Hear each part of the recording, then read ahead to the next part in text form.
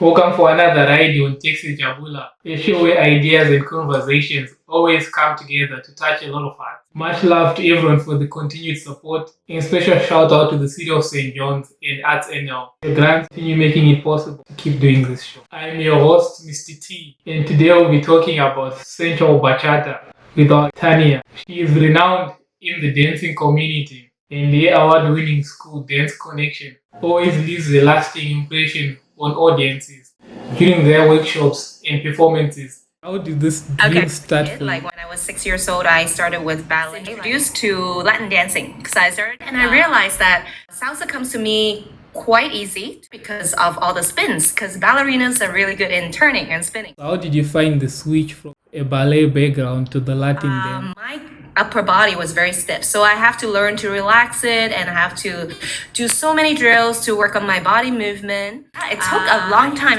in competitions. Almost every single feedback from the judges, oh, you need to dance more Latin. In the same way that it was not good for me for competition, it was very good for me because a lot of judges actually told me that I did well was because of my posture and my lines. So how do you stay motivated in doing all these amazing things? Well, the traveling was a lot of fun. I made 3 Asia tours. I was able to go to Ecuador, all over North America. So traveling was a lot of fun because you get to meet so many people, just experiencing different cultures. So that in terms of my dance studio, we don't only teach salsa and bachata. We are always up to date with what's new. So I have a teacher who actually is like recently from Korea, and she used to teach Korean pop stars in Korea. So now she's teaching at my studio. So lots of fun stuff. We have Brazilian samba. So those new dancers really motivate. I have Dance ConneXion. My school has 8 dance teams right now. We are always having new challenges. What really excites you the most about bachata? The music really captures me to start, and how you connect with the partner, with the movement, with the music, like really draws me. I love it. So to some of our listeners that are watching from home, what would be the difference between sensual bachata and the other styles of bachata? A big, I guess, influence of this new style is from souk.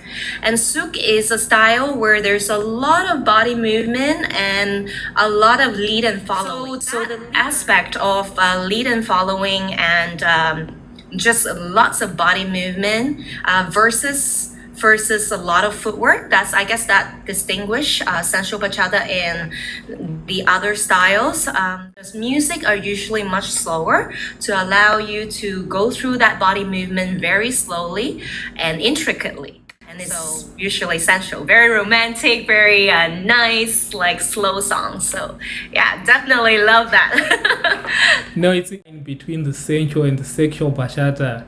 It's not very clear. So for someone who teaches and who has been social dancing with a lot of people, how do people know the difference? And how do people know what they should do to keep the dancing very comfortable for everyone? I see a lot of comments and on Facebook, on social media about exactly this. There is not a lot of gripping. For example, you shouldn't be holding your full hand on her. There is no need for it. All you need is a thumb or maybe one finger. Like you push and she's supposed to go. Like you don't have to like hold on to her and like shake her and move her. That's not the idea. The leader is guiding or suggesting movements, and then as a follower I have the choice to do it or not do it, right? And a lot of the leading and following should be done very respectfully. It's like a psychic. I'm going to tell you to do something now, and somehow you know how to respond to it. That's the beauty of it, and it connects with the music. It's not about forcing you to uncomfortable positions. And definitely, I wish I can demonstrate right now. Yeah. So if you're if you want to lead an isolation, let's say if you want the girl to be, I'm gonna stand up to show you. If you want a girl to do like a move like this, right? Yes. To move the rib cage, you don't hold on to her and like shake to move like this. And if I'm going so close, if I'm hugging my partner like this, so then how can the girl go forward? There's no room, right? Then her movement is going to be like this. So there has to be room between you and your partner. There's always room. when you're like so close with your partner, then it sometimes becomes sexual. A lot of my beginner students, they go out like dancing for the first time and they come back and they're like, why is everyone like so close to me? I said, don't let them be so close to you if you're not comfortable, right? As a follower, you have the choice to follow or not, right? You can like push them a little further away. And as a leader, you should understand, okay, she's not comfortable. I'm going to stay a little further away, right? So it shouldn't get to a part where it's sexual. The sexual should go back. Like if you want to dance sexual bachata, it should be in your bedroom or somewhere, not on a dance floor. Most of the bachata sensual artists, they are life partners, right? So then, of course, they can do something than others, but then like the viewers don't necessarily relate that. So I think it's very important for teachers, especially because we have the chance to talk to a big audience. We have the, I guess, responsibility to really let people know that the real difference between sexual bachata and sensual bachata, and not make it go that way, because it becomes uncomfortable for everyone going social dancing, and you don't want that. Because I'm looking for the sensual experience, music, the connection, not nothing sexual. Like in right? platforms like this, we can like get the conversation started and make bachata great again, especially sensual. Right. What can some of our viewers expect today from the challenge you've prepared for them? I just have a little piece that I'm gonna show you, and it's like a lot of waves. No. So we're gonna start off with a bachata basic. So bachata basic goes 1, 2, 3, 4. Okay. So notice the hips. We are going with whichever foot we're stepping. The hip is down. Okay. So 1, 2, 3, and 4. Okay. Now with the hip movement, we're gonna add a little hip circle. Okay. We call this a figure 8 because we're gonna make a circle like number 8. Okay. So with this figure 8, we're gonna go circle 6, 7, 8. And we're gonna add the arms, okay? The step is gonna look like 5, 6, 7, 8. 1. Okay? So the hand, you can play with it. You can do like a little motion like this. Come here. Okay? Now hip is gonna go out. 1. Repeat. 3. Okay? Now from here, we're gonna do a little head whip. The head whip goes like this, like a Nike sign.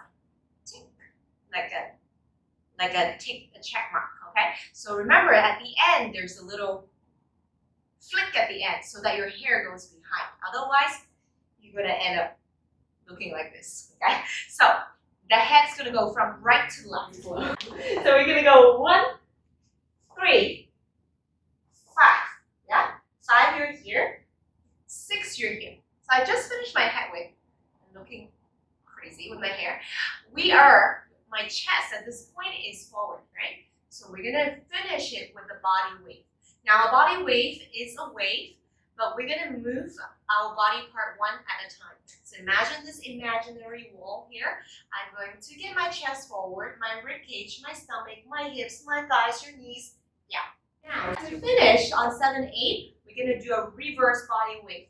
A reverse body wave, you're gonna start with your bump behind, so you can push your pelvis forward. 7. Now, my pelvis forward, and then my stomach, and then my rib cage. Now, the important part here is that you need to relax your neck. 7, 8. So I'm gonna try the music, but literally you can do this to any bachata song. Just pick a slow one, okay?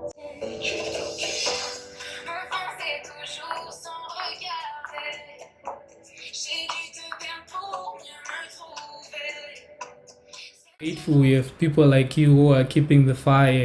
And for some of our viewers, if they get to Toronto, how can they get in touch with some of your classes, some of your troops? Like during this time, you can take all of our online classes. You can take it anywhere. My website is thedanceconnexion.com.